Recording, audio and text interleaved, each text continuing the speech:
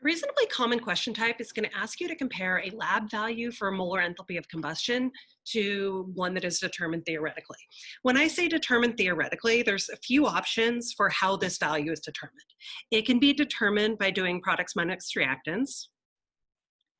It can be determined by using something called bond enthalpy, which you'll be learning next class, and so you'll have to come back to this video after that. And the third way is you can compare it to the known values that are in the data booklet. When we're doing lab values, it's typically done through calorimetry, meaning for the lab values, you're going to burn and collect the heat.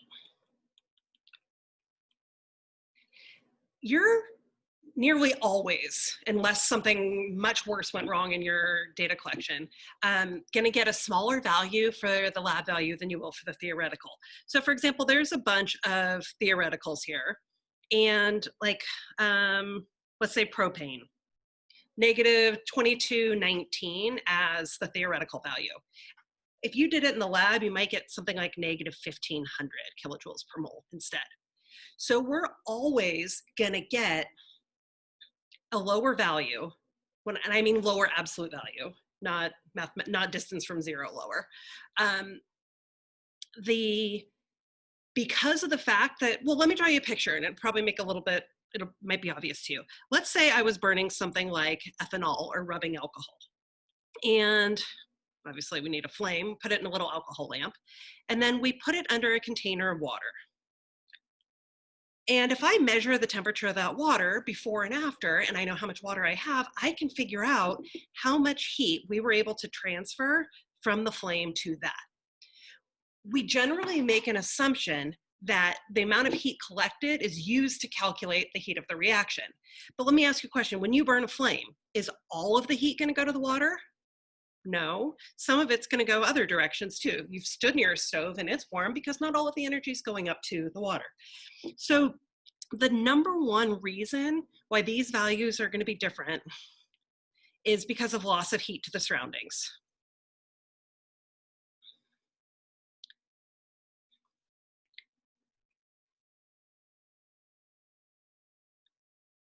But there's some other reasons too that are going to be smaller in magnitude. This is definitely the biggie. And those smaller in magnitude ones depend on what we're comparing it to. So if we're taking the lab value, and we compare it to the data booklet value. With the data booklet value, one of the assumptions in a combustion is that we have H2O as a H2O liquid as a product. But if you picture something burning, it's not dripping water. The water that comes off is actually water vapor. And so some of the energy that comes out of the reaction is used to vaporize water. And if I wanted to represent that in an equation, it would be the conversion of H2O gas to H2O liquid. Let me try that again. H2O liquid to H2O gas, very definitely. And that has an amount of energy associated that's required in order to do that. If some of the energy is used for that, less of it can go to the water that we're collecting the energy in. If we're instead comparing the lab value to the value determined by using bond enthalpy, which again, you'll learn soon, bond enthalpy has some assumptions associated with it. Bond enthalpy assumes reactants and products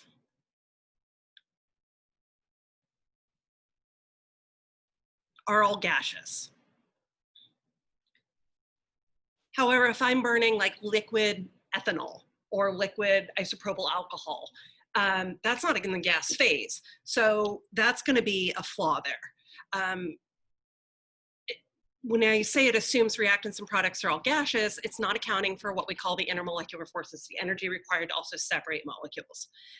Bond enthalpy also uses averages, meaning it makes the assumption that if I were looking at methane versus ethane,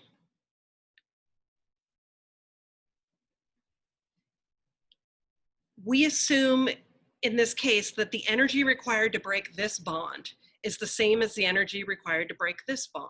And that's not necessarily true. So averages would be, if I was looking at the average CH bond energy, it's averaged over a bunch of different kinds of molecules and doesn't account for what one specific type of molecule is. So once again, the biggest source of error is going to be loss of energy to the surroundings, but then there's some additional possible sources of error or reasons that the values can be different. That should cover most of it. It's occasionally a 1-point question, sometimes a 2-point question if you're asked to come up with 2 reasons.